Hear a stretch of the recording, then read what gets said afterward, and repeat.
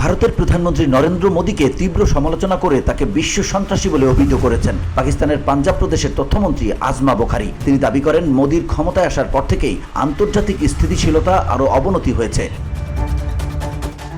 ডিজিপিআর এর এক সংবাদ সম্মেলনে আজমা বুখারি বলেন, পাহেলগাম হামলার সঙ্গে পাকিস্তানকে যুক্ত করার ভারতের অভিযোগ ভিত্তিহীন ও পরিকল্পিত অপপ্রচারের অংশ। তিনি জানান, পাকিস্তান পাহেলগামে নিরীহ বেসামরিক নাগরিকদের হত্যাকাণ্ডের ঘটনায় গভীর দুঃখ প্রকাশ করেছে এবং এই নির্মম হত্যাকাণ্ডের স্পষ্ট নিন্দা জানিয়েছে। আজমা বুখারি আরও অভিযোগ করেন, ভারতের সেনাবাহিনী ও গোয়েন্দা সংস্থাগুলো অপরের উপর দোষ চাপানোর নেশায় আসক্ত। তদন্ত ছাড়াই পাকিস্তানের বিরুদ্ধে অভিযোগ আনা হচ্ছে।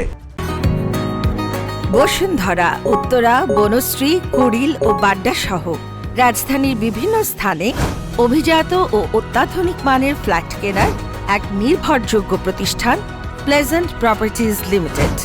তাই আপনার স্বপ্নের আবাসনের জন্য আজই যোগাযোগ করুন।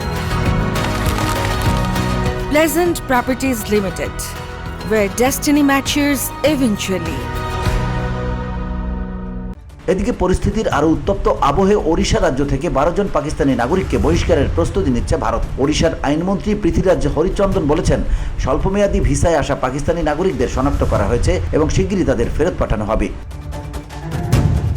VOD Bangla news desk.